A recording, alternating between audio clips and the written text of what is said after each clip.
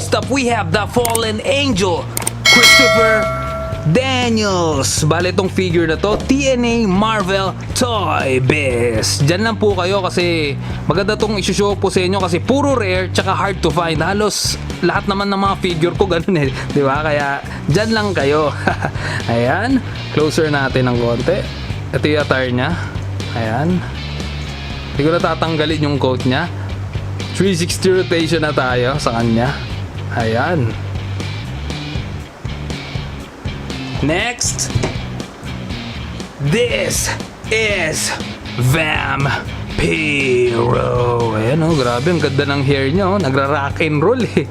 Bale, ito si Vampiro, WCW superstar siya. Pero naging TNA Impact naman siya kaya sinama ko na dito. Itong figure na to, made by Toy Biz. Ayan oh, grabe yung touch niya. Closer natin, ayan oh. Oh. Grabe, hindi ko natatanggalin kasi baka masira pa yung jacket niya. Ayan no. Oh. Grabe, ang tagal na nito mga ka-gentle, mga ka-wrestling. Sobrang rare na. Ayan no. Vampiro. Ayan, na-stuck na. Ayan. Diba? Alright. Isin lang natin. Yan. Next, this is Raven. Bale, itong figure na to, TNA Marvel Toy Biz. Grabe yung touch ni Raven, no? Talagang makulay. Sa malayo pa lang, kitang-kita na. Closer natin. Ayan. Then itong palda niya, hindi ko natatanggalin kasi plain lang naman yung suit niya. 360 rotation. Ayan pa. Ayun. Next, this is the alpha male, Monty Brown. Close up natin. TNA Marvel Toy Biz ulit to. Grabe yung red attire niya. Nagpa-pop up talaga, no? Ayan. The Pounce yung finisher niya. Next, he is the king of the mountain. This is the NWA TNA World Heavyweight Champion, Double J, Jeff Jarrett. Tanggalin muna natin mga accessories. Siyempre, itong figure na to, TNA Marvel Toy Biz pa din. Ayan. Double J, 360 rotation. Then ito yung accessories niya na guitar. Pagka hinataw mo yan sa Superstar, syempre magkakalas-kalas yan. Ayan o. Breakable guitar. Next, the NWA TNA World Heavyweight Championship.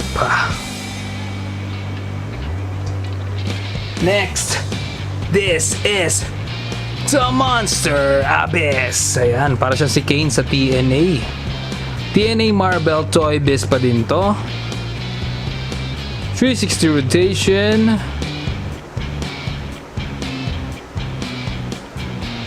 Next, Team Canada. This is Petey Williams. TNA Marvel Toy Biz pa rin. Grabe, rare na to. Ito yung X Division Championship oh. Tanggalin mo natin accessories. Tsaka yung title. Here's Petey Williams. 360 rotation. Hindi ko natatanggal yung accessories niya na shirt. Baka masira pa to. Mahirap na. Rare to, di ba? Ayan. Then ito yung accessories niya. Ayan. May flag na Canada. Sana, no? Pala rin tayo dyan. Hindi, pangarap ko kasi makapunta talaga dyan sa Canada. Ayan. Then ito yung TNA X Division Championship. Yan.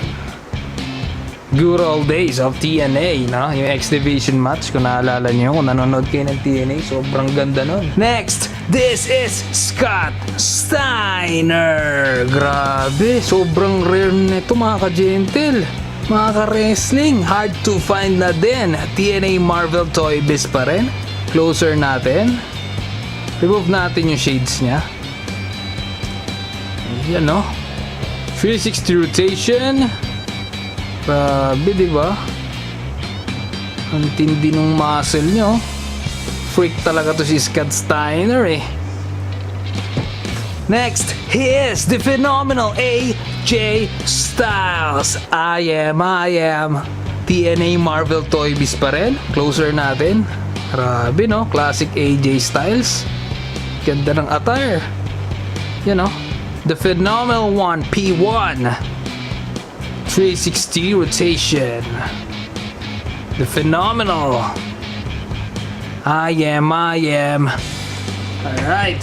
Next, he is the Samoan submission machine, Samoa Joe. Grabe, classic look. TNA Marvel Toy Biz pa rin. Closer natin. Ayan. Tanggal natin yung towel niya na accessories para kitang-kita yung necklace. Balik na natin. 360 rotation.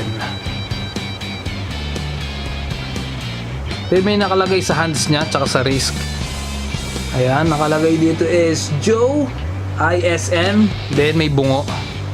Ayan. Next, this is Referee Earl Hebner, TNA Legends of the Ring, Jack Pacific. Bali mga ka-gentle, kung napansin nyo, sinama ko si Referee Earl Hebner sa WWE Collection kasi naging part siya ng WWE ng sobrang tagal. Ganun din naman sa TNA Impact, kaya nandito siya. And yung figure na to, syempre, TNA to, no? Legends of the Ring, Jack Pacific. 360 rotation na, bago pa ako pituhan nito ni Referee Earl Hebner. Paulit-ulit na ako masyado eh, oh. Nakatiting na siya sa akin, oh. Alright, next, this is Kurt Angle, Jack Pacific. Closer natin. Ayan, 360 rotation.